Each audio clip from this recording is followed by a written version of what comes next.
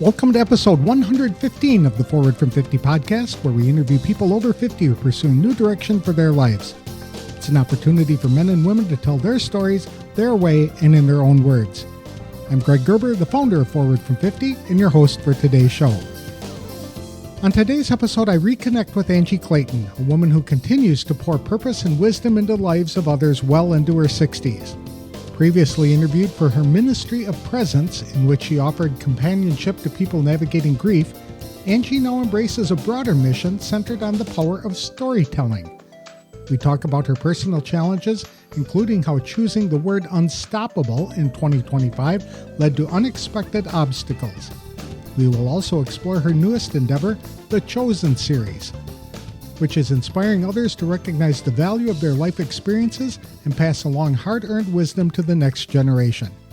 To tell us more about what gives her life meaning and purpose in 2025, please welcome Angie Clayton to the show.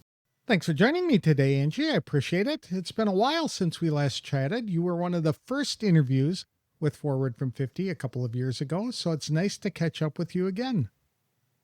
I'm so glad to be here. I really enjoyed that one, and I'm looking forward to chatting again today. Yeah, last time we talked, you were involved in the Ministry of Presence, helping people through periods of grief. Are you still doing that? I would say that, yes, I still am doing that. And it's interesting that it kind of ebbs and flows as changes over time, but I always seem to be walking with somebody who's going through some kind of a grief process. Right now, I'm working with a really young lady whose husband is terminal. Oh, And I say working with, I'm listening to is more like it. But just spending time with her. She's just in such a hard, sad place. And she just needs somebody that's for her.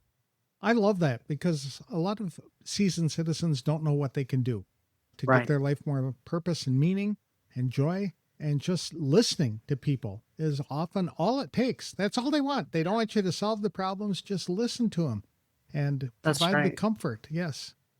And I asked this young gal before we started meeting, are you okay with meeting with an old lady? And then she said, no, I want it. I want that so much. And I've heard that a lot of times from young women. And I think the older women, we hesitate to pursue or get involved with the younger women, thinking we don't have anything to offer. And what I'm discovering is they really want to connect with us and they think we have things to offer. So it must be true. I'm so glad to hear that because it's a pet peeve of mine with the churches where they separate people by age groups and stage of life groups rather than commingle everybody together. So they've got all the young moms together in the same group commiserating about the experiences that they've got, but nobody in the group able to provide the way out or the directions or the That's light or the right. support. Yep. They need the grandma or the mom that can come in and say, no, you're not destroying your children. I promise you're not destroying your children. You're not the worst mom on the planet. They need to hear that. But you know what? Since the beginning of time, we've all thought we were terrible mothers. Right? Every mom needs that kind of encouragement. And we can do that. That's not hard. I heard Because we're the voice of experience. We've got big rearview mirrors. I heard a Christian comedian just the other day talking about teenagers. And he said that God's gift to us was teenagers because it shows us how people created in our image can rebel and do things that we want to do. It's just like God saying, see how I feel? Isn't that the truth? It is. It's kind of like what we say to our kids, you're going to have one just like you. That's what God said. Yeah, to us. In your grief ministry, how important is it for people to just listen or to be willing to talk to people about people they've lost? I think that it's just so important for us as the outsiders. And we're not the grievers, but we love the person who is grieving. And for us to just be able to go sit with them, to cry with them, to listen to them, we don't even have to have words most of the time. Mm-hmm. And they have words that they need to just be able to say, or they might not. You might sit there in silence, and you have to be willing to do that and not just automatically think it's awkward, because maybe it's exactly what they need is somebody to hold their hand while they sit there and cry. When I was younger, we were told, don't talk about the person who died. It will make them feel bad if you bring it up. But I've found later that they want to talk about it. It They keeps do. their memory alive, and they love talking about the people they've lost. I don't know why. And I usually say this a lot, say their name, not just your son or your husband or whatever.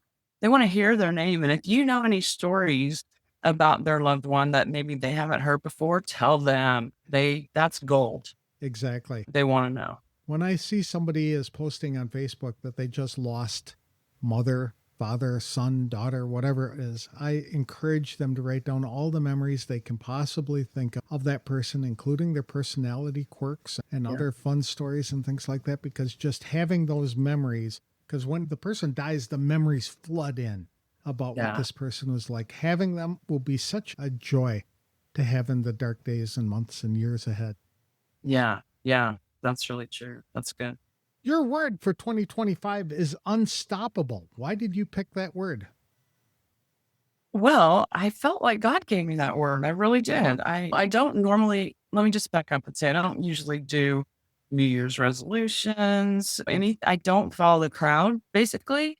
And so the whole word of the year, I don't do the 30 days of Thanksgiving. I should have probably, but I'm just a rebel at heart. And so I've never chosen a word before. But this year, someone spoke this word to me in a way that really resonated. And I started thinking about it and I started praying about it. And I'm like, you know what? Maybe I will have a word for this year. I'm going to make it unstoppable because the sky's the limit, right? 60 years old. Life is looking good. And so I did. I chose that. Okay. Unstoppable. Do you want to know what happened next? What happened? Yeah, I chose unstoppable. And then I had back surgery on January 3rd. And lower back surgery, pretty major surgery. I was a little bit stoppable. And then I was recovering pretty well from that. And I fell in the night and broke 2 ribs in my wrist. Definitely stoppable at that point. And then I was pretty well recovered from that. And my poor dad fell down the stairs. He's 84 and he has Alzheimer's. And so he was in ICU for a few days. And that was a very hard thing for our whole family on a lot of levels. And then I think I had a virus, bronchitis or something. And now it's now. So the first 3 months of this unstoppable year, I've been stopped at every turn. And so I've really had to examine, what is that? What does that mean? Did I get it wrong? First of all, if I didn't get it wrong, I'm missing something, right? And so I just went to the Lord and said, God, what am I missing? And it's so obvious. You already know the answer, Greg. You can tell me what the problem was. The problem was I was thinking I was unstoppable. I am completely stoppable. God showed me. So don't get me wrong. I don't think he tripped me and made me fall down and break my ribs. That's not the way God works. But he just saw to it that I got stopped in my own strength, in my own plans, in my own vision over and over until I finally went, oh, hold on. God's the one that's unstoppable. And I can get in line with him and then I'm unstoppable. That's a very good point. That's right. It's April 2nd. That's where I'm at with it. Okay. I also think unstoppable makes you resilient as well, so that you can bounce back from all of these adversities. So it seemed to be a good and fitting word for you for 2025 if all of these things were going to happen. But maybe you want to change up your word mid-season. Right? No. I might choose something a little softer next year. I don't know. You are still unstoppable. None of these things have knocked you out of the game yet. That's true. I'm here. I understand that you have started a new series called the Chosen Series, and you are promoting that. Tell us a little bit about that. I've just realized I've realized over the last year, especially, how important our stories are and how not just our story, singular, but our stories. Every one of us has so many stories to tell. And the older we get, the more they are, and frankly, the more valuable they are, because now we can tell them with wisdom, right? We aren't just telling the story, we can tell them with wisdom.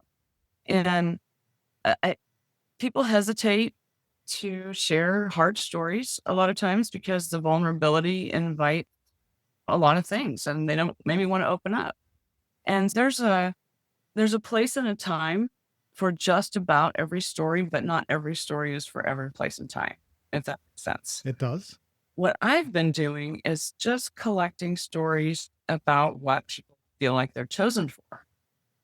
And it has been the coolest thing. You ask first thing when you ask someone, would you let me interview you or would you write something for me about being chosen? What do you think you're chosen for? And they're just like, what do you mean? I have no idea.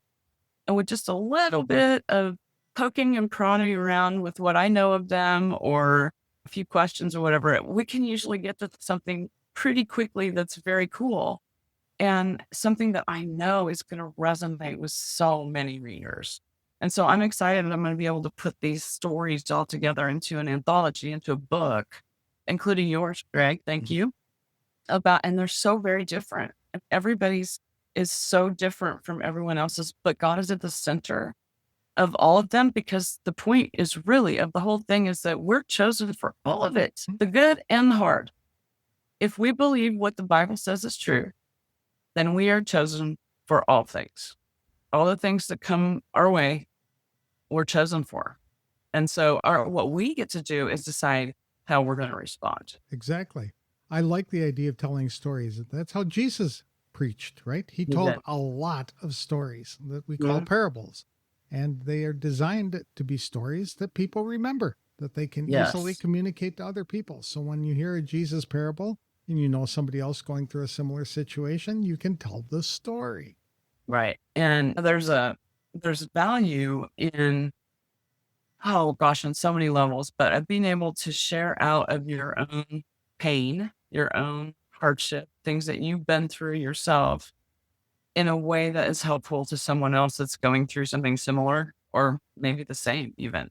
I had cancer about 1.5 years ago and I'm on the other side of it. I'm completely cancer free, did my treatments, I did all the things. And I have a friend who got the same exact kind of cancer. And so I was able to say, okay, you want this surgeon, this oncologist, because she's in the same health system that I am. I'm going to come with you to the appointments, all the things, because I already know a lot of stuff that she doesn't know yet. And it was such a calming effect on her. You're right. That's one of the things when we're presented with news like that, it can transform us and it can take away our security and our peace and our well-being. Right. And just having somebody who's been there, done that, come through it and made it through, it can be right. So and helpful. It's not because I'm special or because I did anything so good. It's just the very fact that I've already gone through it and I'm ahead of her. So I can take her hand, she can take my hand, and we can go forward together. And it's a real privilege, really it is, to be able to do that. You've gone through the problem or the process already, so you can say this is how you're going to feel and be prepared for this. I wasn't prepared for it, so I'm telling you so that you can be prepared. Yeah, a lot of that. Yeah. I'm sorry for her that she's having to go through it, but I'm glad that I can step up and be by her side. And even when we're talking about illnesses and things like that, that's not the only thing. We have all got unique talents and unique experiences and skills that we've learned that we can share with others and guide them through specific situations. So being able to tell our stories is just one way to help other people, I think. I agree completely. And you never know. I've had a number of people say when I've asked them if I could tell their story, they'll say, it's not, my story's just XYZ. I don't know that it's ever going to resonate with anyone else. And I'm here to tell you that every story I've heard from all of these people, and I have about 40 collected, I could have 100 if I kept going easily. Every single one of them is going to resonate. Every one of them. I agree. Because if you haven't gone through the exact thing, I'm working on one right now about a young lady that lost her mom 2 days after her first son was born. Oh. And it's such a very powerful story. Okay, now I didn't have that happen to me, but somebody is going to resonate with that. And how it resonates with me is how she responded during that time. And so I don't have to have lost my mom when my baby was 2 days old to gain from her story. Exactly. That's a very good point. One thing I like about stories is that it's impossible to argue with them as well, because it's your own experience. So you can offer advice and people can give you advice and argue about your advice and say you don't know what you're talking about. But when you're sharing your story, it's your story, your experience, and it's really hard to argue with that. That's right. And that doesn't mean it's going to be their experience, but my experience is true. It did happen. How can people tell their stories the best way?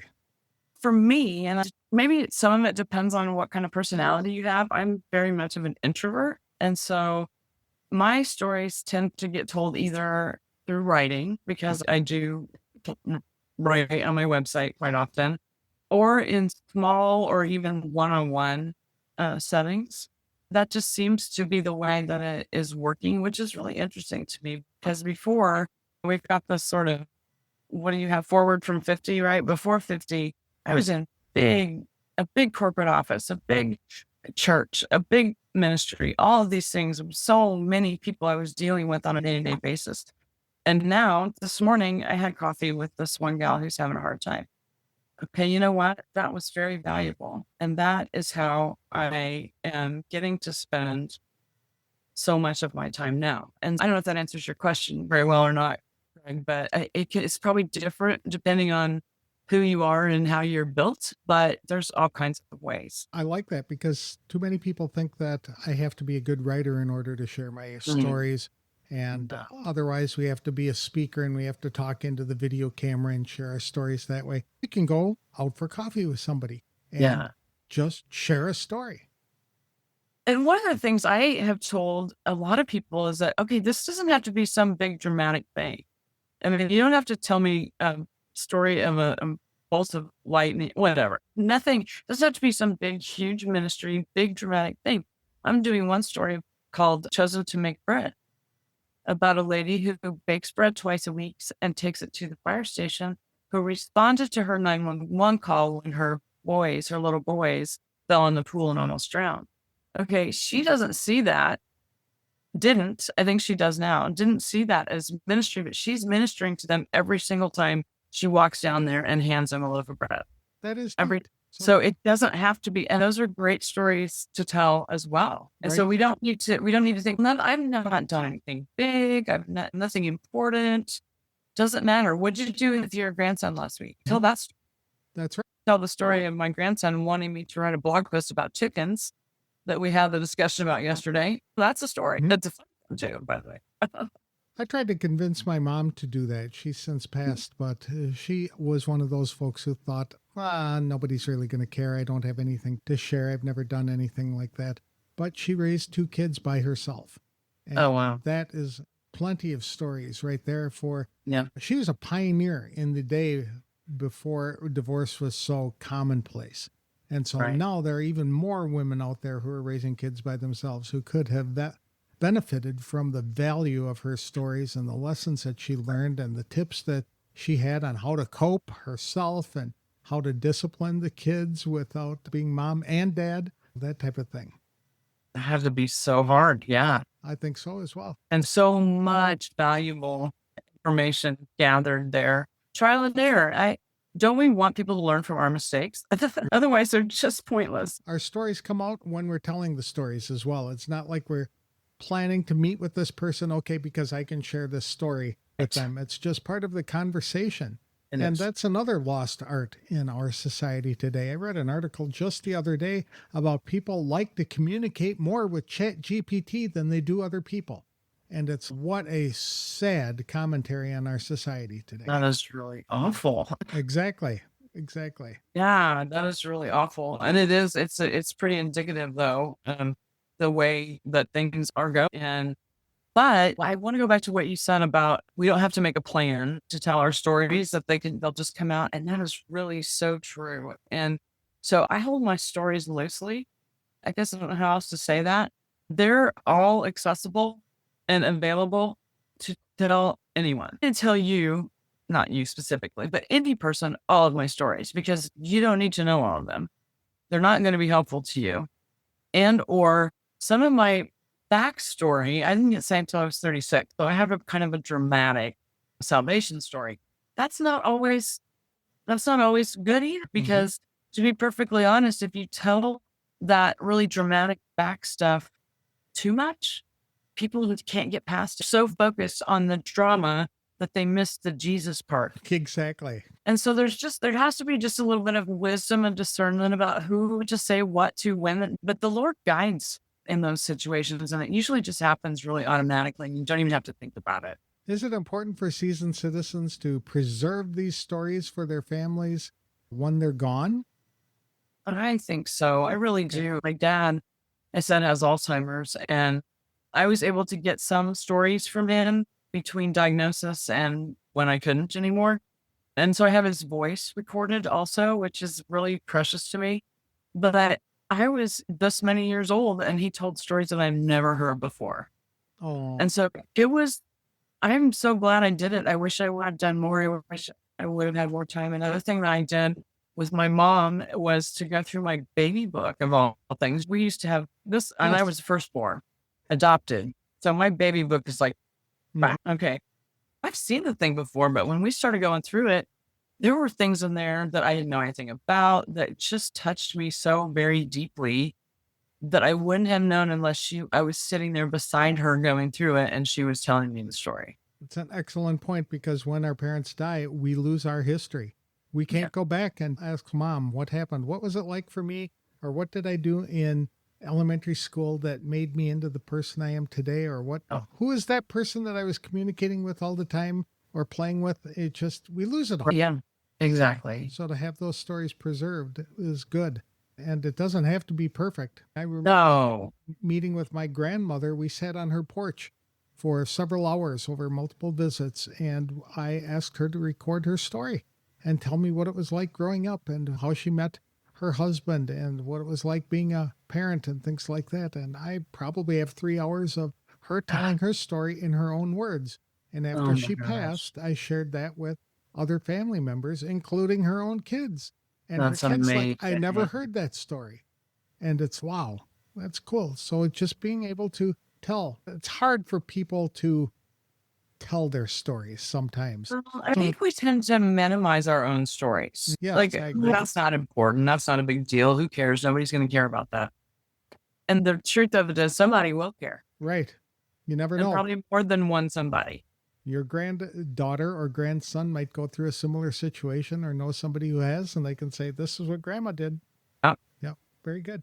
Yeah, or this is what she should have done. Maybe I'll do it different than she did. A lot of people think nobody cares about their stories, but do you think that younger generations really care about us geezers and what we think? I really do. And I've had to get to the point of thinking that they do because for the longest time, and I don't think I'm alone in this, felt like I didn't have anything to share with these young ladies, these young moms, or even just young women in general, because they know so much technology and they have access to so much information that I didn't have. I was 18 years old when I had my first kid. I didn't know what I was doing. I'm like, oh, she slept all night. Cool. That was easy. I didn't know. I didn't know what I was doing. And so there's this part of me that's, I don't have anything to offer a young person.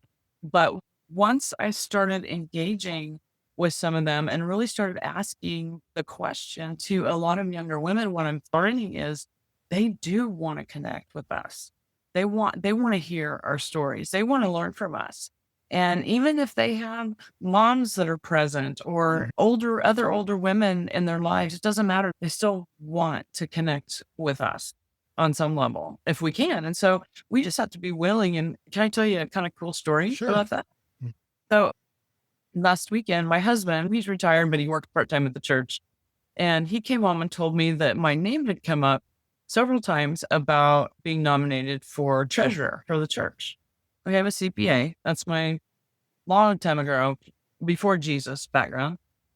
And so he told me that, and I went and immediately said no. And he nodded, and we just went on, and then I said, okay, wait a minute. Okay, I got to think that through. I got to process that, make sure I'm not just having a knee-jerk reaction, and make sure that I'm not missing something the Lord wants me to do. And so we did. We talked it all the way through. And the thing is, I'm capable of doing that. I could do it. I didn't want to do it. I'm not passionate about that at all. And so at the end of the day, we did say no to that, or decided that I was going to say no to that. And then less than 2 hours later, I got a text message from a pastor's wife saying, we have a young lady in our church whose husband is terminally ill. Would you be willing to just spend some time with her? That's your passion. immediate yes Mhm. was my Yep. answer. That's my passion.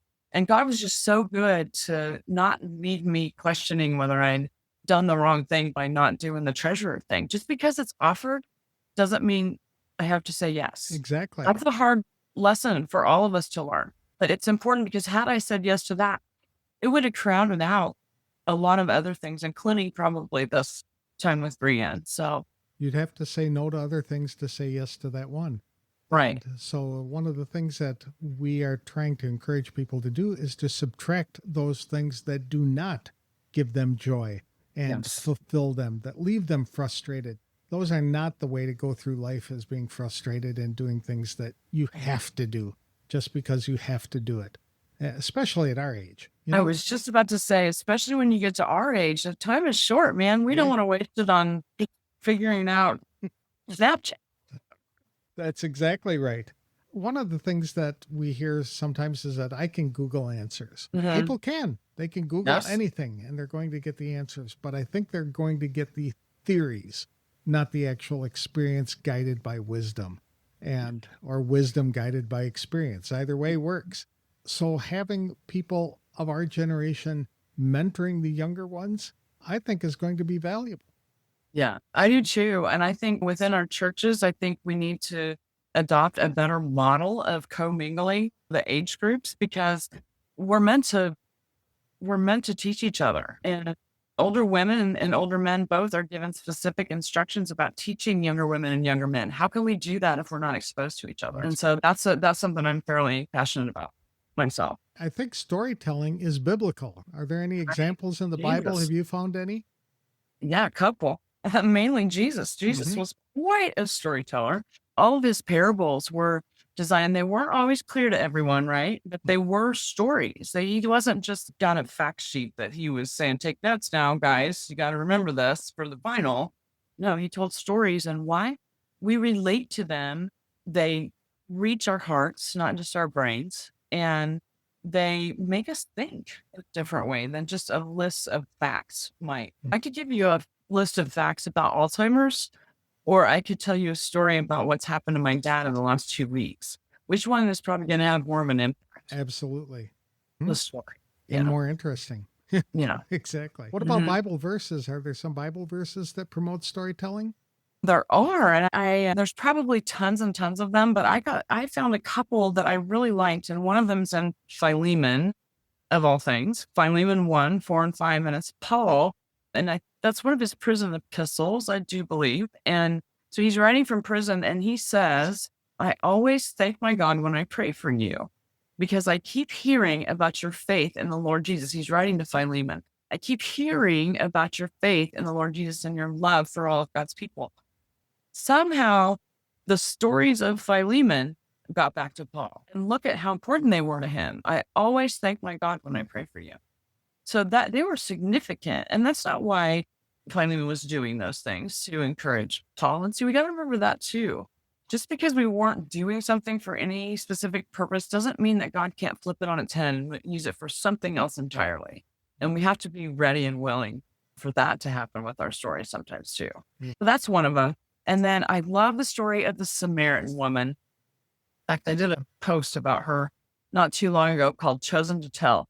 And Jesus went straight through Samaria to meet with her. And the Pharisees, they went all the way around just so they didn't have to go through Samaria, added 3 days to their journey and crossed the Jordan twice just so they didn't have to go through Samaria. Wow.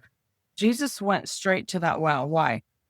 He went to her. He went for her. And the story's a familiar one that he told her all about herself. And she realized that he was the Messiah. And so what did she do? She went back to her village as fast as her feet could take her, dropped her water jug, as a matter of fact, and fled back to her people and said, you're not going to believe this man I just met. He told me everything about me. I think he's the Messiah. And so you know what happened then? Those people then went to Jesus. And later they said, we believe, not just because of what you told us, but now we believe. I'm goosebumps telling the story. Now we believe because we saw him for ourselves. Right. Okay, that would not have happened if she wouldn't have been brave enough to go tell her story. And we know that she was a rejected much maligned kind of a woman, and the bravery that it had to take for her to go do that, and what came of it. And so anyway, the Samaritan woman, that story's in John 4. And that last section I just talked about is in verses 39 through 42. I love her story. Now, I think in general, stories, they teach, all right? They teach us. We connect over stories. We encourage each other over stories. And I think this one's really important. We get to say, oh, it's not just me. yes. I read your story and go, oh, that's you too? So important. That is critical, because one of Satan's most effective tools is to say you are, and you alone are this screwed up. Yep. You have really blown it. There's no way you're going to recover from this. It's That's right. just everybody's going to laugh at you, etc. So to hear somebody else had the same feelings, the same experience, etc., can be such a relief to somebody else. And they such can say, freedom can come from that. Okay, so maybe this person does know what she's talking about or what I'm going through. Yes, and just being able to listen to other people going through that is a good thing. Cool. And as far as Bible verses, I have one more, and I always have to have this one, Greg, every time we talk, but it's in 2 Corinthians 1, and I'm going to read this one just because I love the New Living Translation. It's verses 3 and 4, 2 Corinthians 1, 3 and 4. All praise to God, the Father of our Lord Jesus Christ. God is our merciful Father and the source of all comfort. He comforts us in all our troubles so that we can comfort others in any of their troubles. Okay, that's enough, because that makes my point. I don't have to have gone through the exact same thing you did, Greg, for me to be able to come alongside you and offer comfort. And I think we tend to give ourselves a way out, or make an excuse. Okay, I haven't been in a divorce, so I don't have anything to offer that person, or I haven't had a child die, or I don't know anybody that died by suicide, or I didn't lose my job, I didn't have a miss. You can do that all day long and keep away from people that way, but the pain is pain. Right. Yep, exactly. So listening to the stories of pain, or your stories of pain, you can relate that way. It wasn't exactly the same, where I'm coming from, a very dark place. And our stories, hopefully most of us will end in joy. We offer not only encouragement, but hope. We offer hope because there's an end to our story, and maybe there's not an end to the reader's story yet. Exactly. Maybe they're still in the middle of it. And I'm still in the middle of most of my stories, but there have been stopping points along the way where I've really been able to stand on a plateau and realize what God has done in me and through me and around me. And it's very humbling. If somebody had a story that they thought you might be interested in hearing or sharing with others, would you be open to talking to those folks? Absolutely. How could they connect with you? The best way is through, I suppose email is maybe the easiest way. And that's Angie at angieclayton.net. Okay. And you can get to me through my website also. That's another good way. And that's just angieclayton.net. Are you active on social media? I am. I'm on Facebook. My Facebook page is called Angie Clayton Writes. Okay. And that's in right, not Writes as a W-R. Yeah. Cute. So yeah, that's a good way to connect with me also. And I would love to talk to anybody who wants to tell me their story. Super. Or what's in their mind, for that matter. I'm good at that too. Excellent. This has been fun catching up, Angie. I really appreciate it. It sounds like your ministry is taking a kind of different direction, away from grief, to be more encompassing with people and their stories, and encouraging people to do that, or to share their stories. And I thank you for sharing yours. Thank you. At the heart of Angie Clayton's current calling is the Chosen series. It is a beautiful storytelling initiative that invites people to reflect on what they've been chosen for in life. Whether it's nurturing others, walking with someone through grief, sharing wisdom from adversity, or even something as simple as breaking bread for local first responders, Angie believes everyone has a story worth telling. Through gentle interviews and conversations, she coaxes out deeply personal narratives that might otherwise go untold. At first, many people respond with uncertainty. "What do you mean? I don't think I've been chosen for anything," they tell her. But with just a few prompts, Angie uncovers stories that are full of meaning, compassion, resilience, and faith. Each story is unique and every story resonates with other people in some way. It is proof that people are not alone or insignificant as they might believe. Angie is compiling these stories into an anthology that will highlight how God chooses us not just for the joyful moments, but also for the hard ones. One story Angie shared was about a woman who began baking bread twice a week for firemen who responded to a life-threatening call involving her children. The woman didn't think her bread baking was ministry, but Angie saw it for what it was, a powerful act of gratitude and ongoing service. It doesn't have to be a dramatic story, Angie explained. Sometimes the smaller actions have the deepest impact. Our stories teach, connect, and heal. Angie also emphasized that storytelling is biblical. She pointed to the Samaritan woman who, after encountering Jesus, ran to her village to tell everybody about him. Her willingness to share her story led many others to meet the Messiah. For Angie, storytelling is not about self-promotion. It's about honoring what God has done in and through us. If we've been through something that helps us to comfort someone else, that's a gift and a ministry.